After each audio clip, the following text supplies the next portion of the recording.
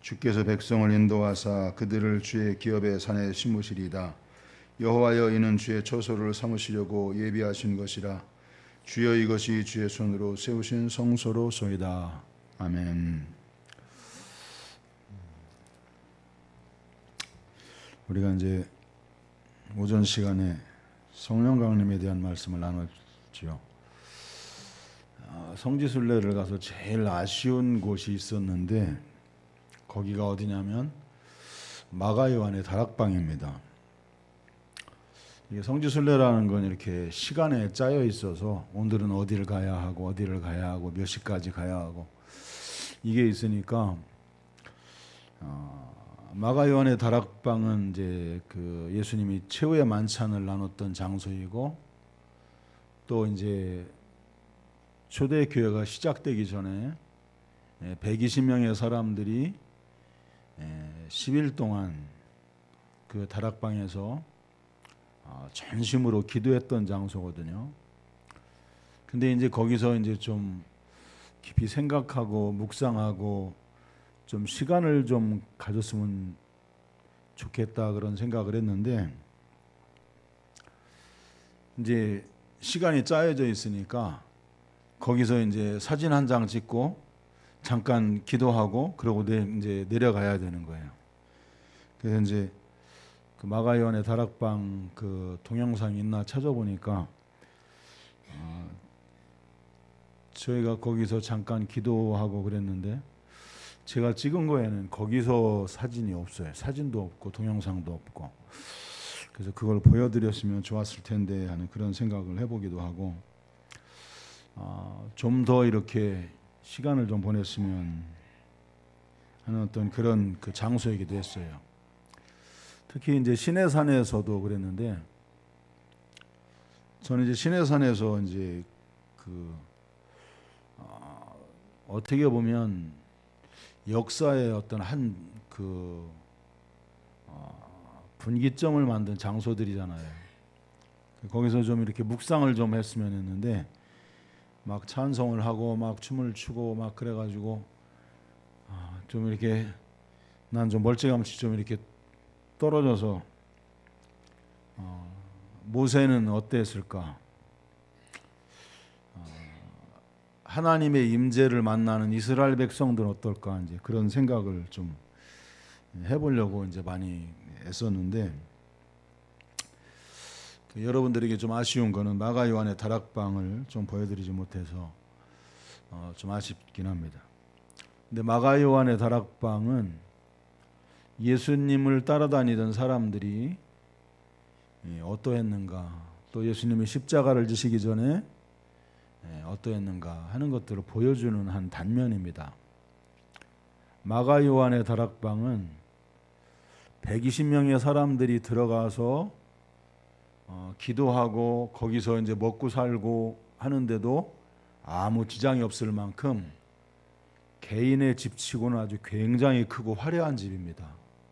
그러니까 마가 요한의 어머니는 이제 굉장히 부자였던 거죠. 그리고 이제 예수님께서 십자가를 지실 무렵에는 예수님을 따라다니던 사람들이 12명이 아닙니다. 12명이 아니고 적어도 100명 이상이 넘는, 어쩌면 이제 마가 요한의 다락방에서 120명의 사람들이 이제 모여서 기도를 했잖아요. 기도를 했으면 그 당시에 이제 그 예수님을 정말 적극적으로 따라다니던 사람들이 못해도 한 200~300명이 넘는 굉장히 큰 집단이 된 그런 상태가 예수님이 그 십자가를 지시기 전에 그런 모습입니다. 우리는 생각할 때 예수님은 12 제자들만을 데리고 다니고 그랬을 것 같은데 실제로 이제 성경을 이제 읽다 보면 그런 요소들을 가르쳐 주기도 해요. 그러니까 12명의 제자들만이 아니고 70명의 제자들만이 아니고 120명의 제자들만이 아니고 예수님이 승천하시는 모습은 몇 명이 봤죠? 에? 그렇죠. 500여 형제들이 봤죠. 그죠? 우리 성도님들이 이제 성경이 그만큼 가깝다는 거예요. 그죠? 이제 잘 읽고 있고. 그러니까 500명의 성도들이 예수님이 승천하시는 것을 동시에 봤어요. 그러니까 그만큼 예수님을 따르는 무리들이 많았었다는 거예요. 그것도 그냥 이제 예수님의 말씀을 들으려고 쫓아다니는 그런 사람들이 아니고 예수님과 함께 생활할 수 있을 만큼 가까운 사람들이. 무슨 말씀인지 이해가 되죠? 지금은 우리는 주일날 하루 와서 이제 예배드리고 이제 이런 형태잖아요, 그죠? 근데 그 당시의 형태는 어떤 형태냐면 예수님하고 몇 날 며칠을 같이 다니는 거예요. 예수님하고 같이 먹고 같이 자고 예수님이 가는데 같이 가고, 그래서 예수님이 집회하는 그곳에서 하루 종일 앉아서 예수님의 말씀을 듣고 또 치료하는 그 현장들을 보고 그렇게 생활을 했다는 거죠.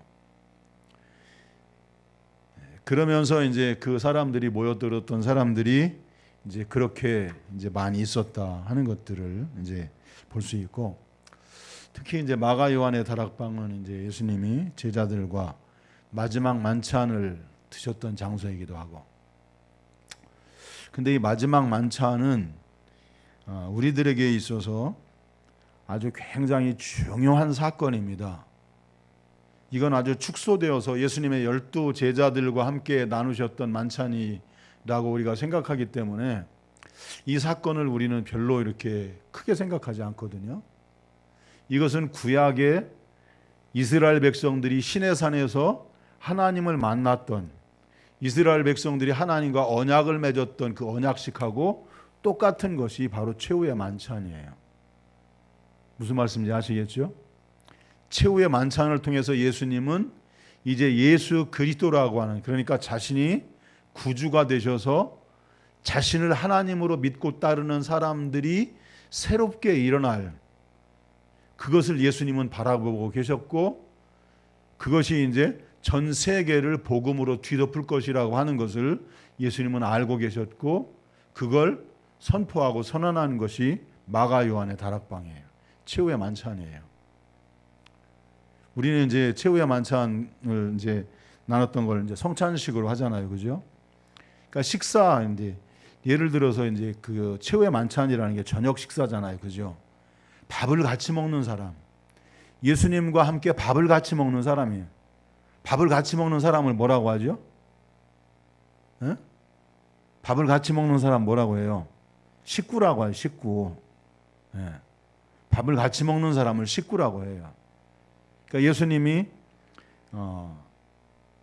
이제 한참 막 설교를 하고 계신데 예수님의 어머니와 그 동생들이 이제 밖에서 예수님을 찾으러 왔어요. 그러니까 밖에서 당신의 어머니와 형제들이 당신을 찾습니다. 그러니까 예수님 뭐라고 말씀하세요? 누가 내 형제요? 누가 내 자매냐? 하나님의 말씀을 듣고 행하는 그들이 나의 형제요, 나의 자매니라. 그러니까 자기 친혈육을 부인하잖아요. 자기의 친혈육인 엄마, 아버지를 부인하잖아요. 그리고 자기 동생들도 부인하고, 하나님의 말씀을 듣고 행하려고 모여있는 그들이 나의 형제고 나의 자매라는 거예요. 할렐루야. 이제 이게 무슨 뜻인지 이해가 되죠? 이게 신약의 교회입니다. 교회. 그것이 이제 시작된 장소가 그 바로 마가 요한의 다락방이고, 우리가 오늘도 한 성찬 예식에, 이걸 이제 성찬이라고 그래서 이걸 축소시켰는데 만찬이에요, 만찬. 그러니까 식사를 함께 하는 사람들, 나의 형제, 나의 자매들. 그것이 이제 초대 교회의 모습이었어요. 자, 오늘도 이제 우리들은 이제 성도들을 형제 자매라고 해요. 우리는 이제 별로 그런 얘기를 안 하고 뭐 집사님, 성도님 뭐 이렇게 하거든요. 근데 이제 외국의 이제 경우 같은 경우는 남자는 다 형제예요. 집사님이라고 권사님이라고 뭐 이렇게 안 불러요. 남자는 형제, 브라더. 여자는 자매님. 그러니까 여자는 무조건 다 자매라고 불러요. 그러니까 교회가 어떻게 했어요? 공평하죠. 공평하죠. 무슨 말인지 이해가 되죠? 그러니까 교회가 어떤 계급으로 이렇게 나눠지는 게 아니란 말이에요. 계급이 아니라는 거예요. 형제 자매, 형제 자매. 근데 우리나라는 왜 이런 형태를 갖게 되냐면 유교 사상이 아직도 버려지지 않기 때문에 그래요. 그러니까 집사 다음에 권사, 권사 다음에 뭐 안수집사, 안수집사 다음에 이제 장로, 뭐 이게 계급처럼 됐단 말이에요. 계급이 아니에요. 직분이에요, 직분.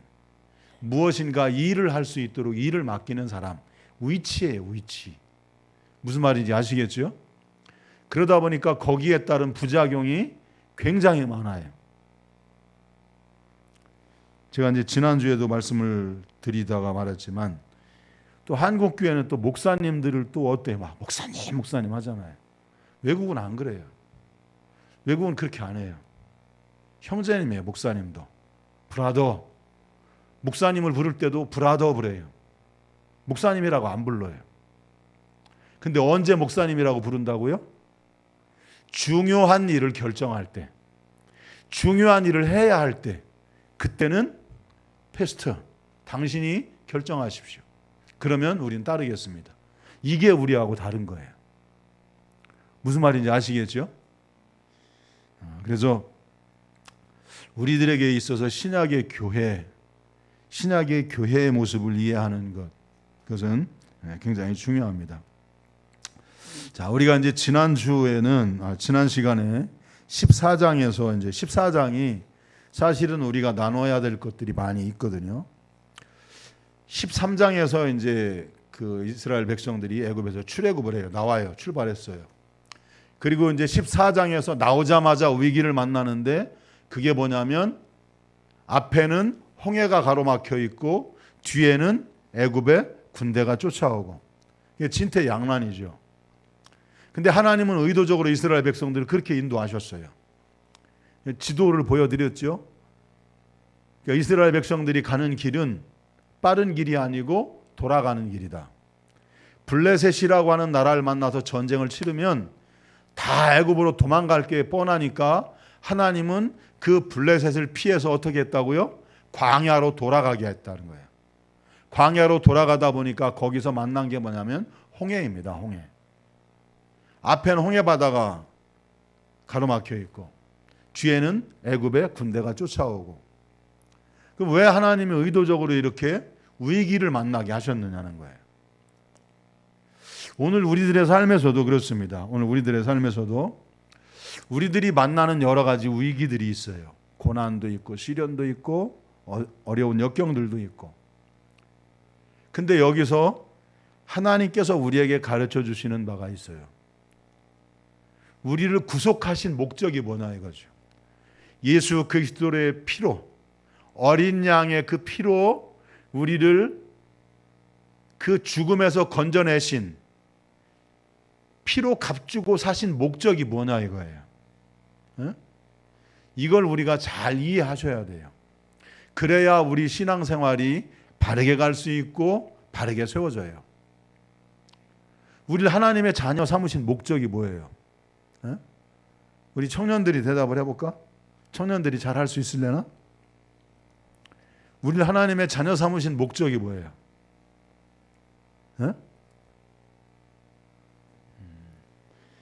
유구무원이거늘 뭐 그런 거예요? 대답이 없어요? 우리를 하나님의 자녀 삼으신 목적이 뭐죠? 우리를 죄에서 구원하신 목적이 뭐예요?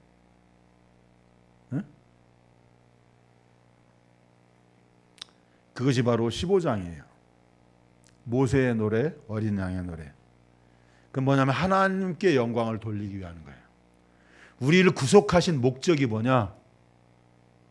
하나님께서 의도적으로 그 홍해 바다, 그러니까 어떻게 뭐 배수진이라고 하죠. 배수진. 전쟁을 치르고 이제 나이 드신 분들은 알지만 배수진이라는 게 있어요. 그건 뭐냐면 장수들이 여기서는 죽어도 물러서면 안 된다. 여기서는 생명을 걸고 싸워서 여기는 승리해야 된다라고 하는 곳에는 의도적으로 배수진을 쳐요. 우리가 잘 아는 내용들이 있죠. 백제 마지막 그 장수가 누구였죠? 백제가 전쟁을 치를 때 장수가 누구였죠? 에? 역사를 더듬어 가서 누구였어요? 생각이 날랑말랑하죠, 그죠? 네. 계백장군이잖아요, 계백장군. 계백장군이 뭘 했죠? 네? 뭘 했어요? 마지막 전쟁을 치르기 전에 뭐 했어요? 자기 식구들의 목을 뱄잖아요. 자기 식구들의 목을 베고 나왔단 말이에요. 왜? 계백은 알고 있었단 말이에요. 여기서 분명히 질 것도 알고, 여기서 절대로 져서는 안 된다는 사실을 아니까 자기 부하들이나 모든 군사들에게 이 전쟁이 어떤 전쟁인가 그걸 가르치려고 계백이 자기 집에서 자기 부인과 자식들을 다 죽이고 나왔어요. 물러설 수 없다는 거예요. 하나님도 이스라엘 백성들을 의도적으로 홍해바다로 끌고 나오셨어요. 자, 블레셋과 전쟁을 치르면 거기는 도망을 가. 근데 여기는 앞으로도 도망갈 수도 없고 뒤로 도망갈 수도 없어. 여러분들이 그런 위기를 만나보셨는지 모르겠지만 앞을 봐도 나를 도와줄 사람이 없고 뒤를 봐도 나를 도와줄 사람이 없고 옆을 둘러보고 사방을 둘러봐도 나를 도와줄 사람이 단 한 사람도 없고 나를 도와줄 것이 단 하나도 없는 그런 상황을 혹시 여러분들 경험해 본 적 있어요? 예? 여러분 그런 경험을 해본 적 있어요? 다 막혀 있잖아요. 다 막혀 있는데 열려 있는 유일한 한 곳이 있어요. 열려 있는 곳. 거기가 어디예요? 하늘은 열려 있잖아요. 무슨 말인지 아시겠죠? 하늘은 열려 있어요. 우리가 살아가는 인생 속에서 만나는 여러 가지 그 어려운 그 고난과 시련이 우리를 다 우겨싼 것 같아도 늘 열려 있는 한 곳은 있어요. 거기가 어디냐면 하늘은 열려 있다는 거예요. 하나님과 나 사이에 우리가 부르고 도움을 구할 하나님은 여전히 존재해 계신다는 거예요. 자, 이스라엘 백성들이 이제 그 고난 속에서 하나님을 의지하는 것을 훈련을 받는 거죠. 신앙이 자라가는 게 뭘까요? 믿음이 자라가는 거죠. 믿음이 자라간다는 건 뭘 의미하죠? 하나님을 의지하고 신뢰하는 게 자라가는 거예요. 우리가 무언가 다 믿고 맡기는 것 같지만 믿고 맡기지 않아요. 결국은 다 내 생각이고 내 계획이에요. 그 조영기 목사님도 그런 말씀을 하셨어요. 그분이 그 신유에 있어서만큼은 그분만큼 그렇게 위대한 역사를 이룬 분이 없어요. 근데 자기 부인이 무좀에 걸렸는데 그걸 못 고쳐요. 저는 이제 제가 눈으로 생생하게 봤으니까 잘 아는데 병원에서 이미 사형선고를 내려가지고 암병 환자들, 폐암 환자들, 말기 폐암 환자들 이런 사람들이 기도원에 올 때 각서를 써요. 가족들한테 여기서 죽어도 어떤 법적인 문제를 삼거나 다른 어떤 것으로도 문제 삼지 않겠습니다. 각서를 쓰고 기도원에 들어와요. 근데 거기서 이제 지내다 보면 실제로 병원에서는 이미 살 소망이 없다고 사형 선고 내려진 사람들이 거기서 고쳐서 살아서 나가요. 저는 그런 걸 제 눈으로 여러 번 봤어요. 한두 명 본 게 아니고.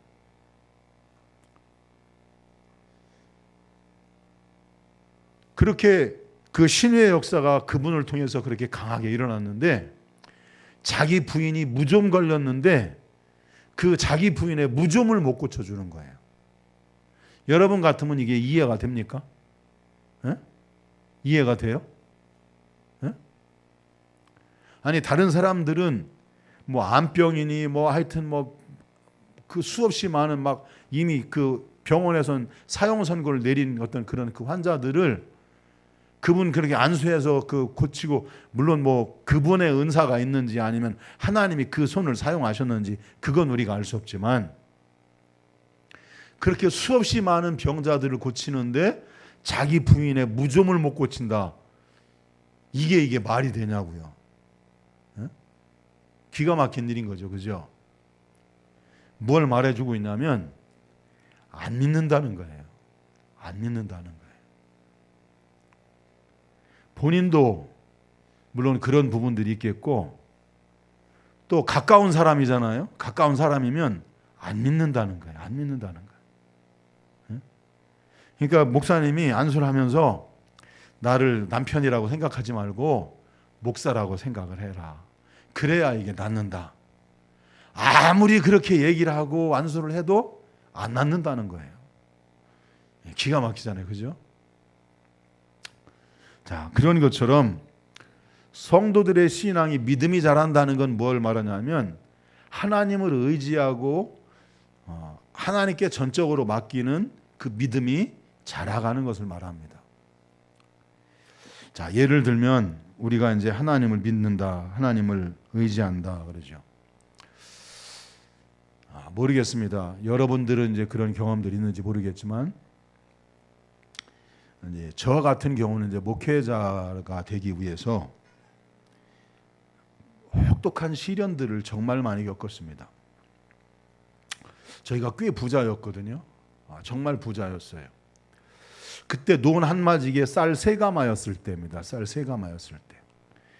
저희 집 그 마루에는 쌀이 평소에 보통 70가마, 100가마, 120가마, 150가마는 항상 있었어요. 쌀가마가. 그러니까 이건 뭐예요? 현찰이에요, 현찰. 논 한마지기 그 쌀값이 그 3가마였을 때. 뭐 100가마, 150가마 뭐 그런 건 그냥 항상 있었어요.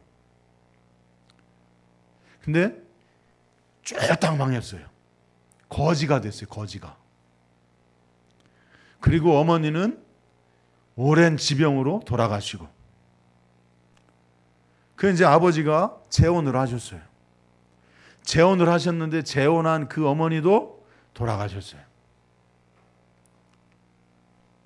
저희 아버지 같은 사람이 없는 것 같아요. 일제 징용 끌려갔다 와, 6.25 전쟁 참전용사로 6.25 전쟁 갔다 와.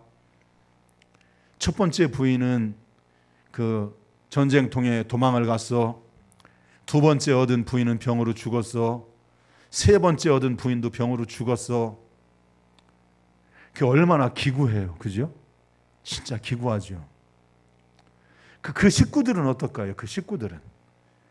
저희가 어렸을 때는 정말 잘 먹고 잘 살았어요. 어머니가 그 바느질 솜씨도 좋아가지고 양복 같은 것도 만들어서 입혀주셨어요. 그리고 일반 집에서는 구경도 할 수 없는 우유 같은 거 있잖아요. 미군 부대에서 나온 우유, 빵 같은 거. 그리고 이제 그 박하사탕이 큰 게 있었어요. 저희들 어렸을 때는. 그런 걸 사기도 힘들었어요. 근데 저희 집에는 애들 간식으로 그게 항상 있었어요. 그게 얼마나 저희도 잘 살았겠어요. 그죠? 근데 쫄딱 망해가지고 거지가 됐어요. 거지가. 정말 아무것도 없이. 그리고 그 시간을 예수 믿고 나서 그 저희 아버지가 돌아가실 때까지 그걸 다 회복을 못했어요. 그런 환경 속에서 자라다 보니까 돈이라는 게 뭔지 너무 잘 알게 됐어요. 이 돈이라고 하는 건 그냥 있다가도 훅 하고 불어버리면 그냥 순간에 없어지는구나. 순식간에 없어지는구나. 삽교, 고덕, 덕산, 예산, 홍성 이렇게 5개 장이 있었잖아요. 그죠? 5개 장에 저희는 가게가 하나씩 다 있었어요. 가게가. 돈을 막 괄키로 긁듯이 그렇게 벌었어요. 그런데 그것이 그냥 어느 한순간에 하나님이 훅 하고 불어버리니까 그냥 순식간에 날아가 버렸어요. 저는 잘 몰랐지만 여기 이제 예성 우회교회 이제 그 장로님이 이제 만났을 때 그걸 말씀을 해줬어요.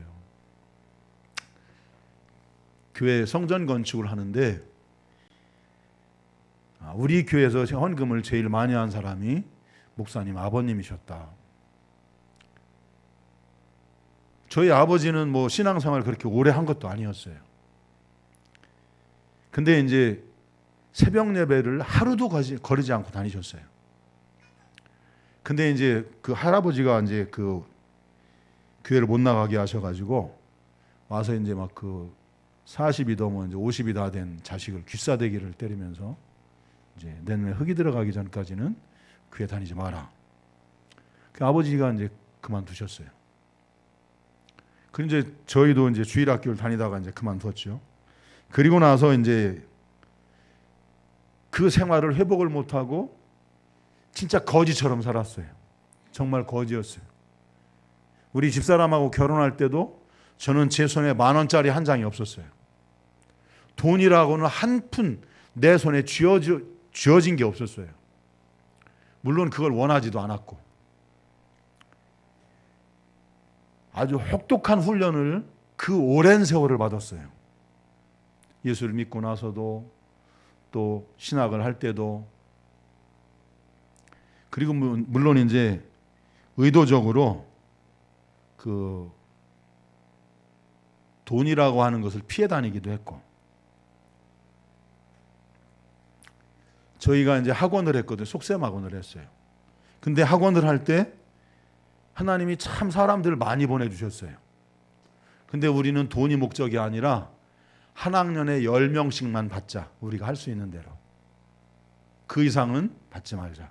우린 돈에 욕심이 있는 게 아니고 우린 이거 해가지고 성전 지을 거니까 그거 말고 더 이상은 받지 말자.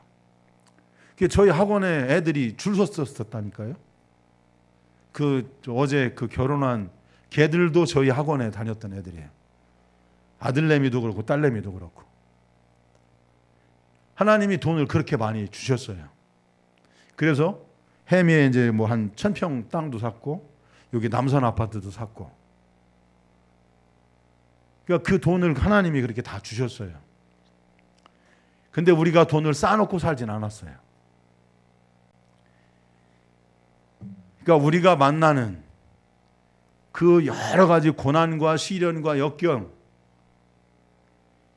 어디를 둘러봐도 나를 도와줄 곳이 없고 나를 도와줄 사람이 없는 그런 그 시련과 역경 속에서 열려있는 곳은 하나님, 하늘은 열려있다는 거예요. 항상. 그래서 하나님을 의뢰하도록 하나님은 그걸 훈련시키려고 일부러 이스라엘 백성들을 홍해가 있는 광야로 이끌어 가셨어요. 오늘날 성도들이 시련을 당하고 있는 것도 그런 것이 아닌가 생각이 돼요. 성도들이 시련을 당하고 역경을 당하고 고난을 만나는 그런 이유들 가운데 중요한 이유가 있다면 그것은 하나님을 더 깊이 신뢰하는 것을 배우게 하시는 거고, 그리고 궁극적으로는 뭐예요? 하나님께 영광을 돌리는 거예요. 하나님께 영광을 돌리도록. 예를 들면 죽은 사람이 살아나면 하나님 영광을 받나요? 네? 죽은 사람이 살아나면 하나님 영광을 받으시나요? 네? 하나님 영광을 받으시죠. 당연히 죽었던 사람이 살아나면 하나님 영광을 받으시죠. 그럼 바꿔서 스데반의 경우를 봐요. 스데반의 경우를. 스데반은 자기가 피할 수 있었으면 피할 수 있었어요. 그런데 스데반은 자기가 죽음을 맞이하는 그 길을 마다하지 않고 돌에 맞아 죽는 그 길을 가요. 그런데 스데반이 마지막으로 본 건 뭐예요? 예수님께서 자기 보좌에서 일어서셔서 스데반을 향해서 바라보고 계시고 스데반을 통해서 영광을 받고 계신 것을 스데반은 자기 눈으로 보고 있었어요. 이건 뭘 의미할까요? 죽은 사람이 살아나는 것만 하나님 영광 받으시나요? 아니요. 성도들이 고난과 시련 속에서도 그 어떤 환경 속에서도 하나님을 바라보고 하나님께 영광을 돌릴 때 그때 하나님 영광을 받으시는 거예요. 우리를 구속하신 목적은 뭐냐? 하나님께 영광을 돌리는 그 백성들을 만들기 위해서 하나님이 우리를 구속하시는 거예요. 구원해내시는 거예요. 할렐루야. 이해가 되십니까?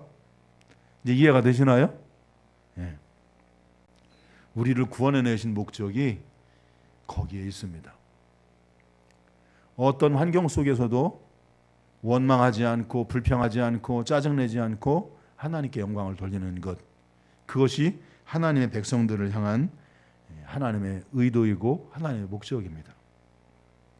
자, 그러면서 이제 홍해를 건너서 침례를 하잖아요. 그죠? 침례를 행해요. 이건 이스라엘 백성들이 집단으로 침례를 받는 겁니다. 집단으로 침례를 받는데 그것은 뭐냐면 과거 옛사람, 죄의 종로로 타던 애굽 왕의 종로로 타던 사탄에게 종로로 타던 과거 옛사람을 물속에 장사 지내는 거예요. 장사 지내고 이제 가나안 땅을 향해서 하나님을 향해서 다시 살아난 하나님의 백성들, 그것을 의미하는 게 침례입니다. 무슨 말씀인지 아시겠죠? 자, 그래서 우리들에게 있어서 성도들이 침례를 받았잖아요. 자, 직분을 받았을 때는 침례를 받고 나서 직분을 받나요? 침례 받기 전에 직분을 받나요? 어떤 거죠? 침례를 받고 나서 직분을 받아도 받죠. 그죠? 그러면 교회 안에서 적어도 직분자들은 집사가 됐든 권사가 됐든 뭐 안수 집사가 됐든 장로가 됐든 목사가 됐든 교회 안에서 주어진 직분의 사람들은 과거 옛사람이 죽어야 돼요. 십자가에서 다 죽은 사람이어야 돼요. 무슨 말씀인지 아시겠죠? 네? 과거 옛사람은 죽어서 장사 지내야 된 거예요. 무슨 말씀인지 아시겠죠? 옛사람이 다시 살아나면 안 되는 거예요. 무슨 말씀인지 아시겠죠? 그러면 옛사람이 죽은 사람들이 해야 할 일은 뭐예요? 함께 하나님의 뜻을 이루어가는 거예요. 하나님의 뜻을 이루어가는 것. 그것이 직분자들이고 일꾼이에요. 일꾼. 무슨 말인지 아시겠죠? 에? 이걸 잘 이해하셔야 돼요. 에? 이걸 정말 잘 이해하셔야 합니다. 직분자들이라고 하는 건 함께 하나님의 나라를, 하나님의 일을, 하나님의 뜻을 함께 세워나가는 사람들이에요. 무슨 말씀인지 아시겠죠? 그것이 잘 이해가 되어야 되는 줄로 믿습니다. 자, 그래서 이스라엘 백성들이 이제 이렇게 침례를 받고 이제 가나안을 향해서 나가면서 15장은 그 위기에서 승리한 것을 노래하는 승리의 노래입니다.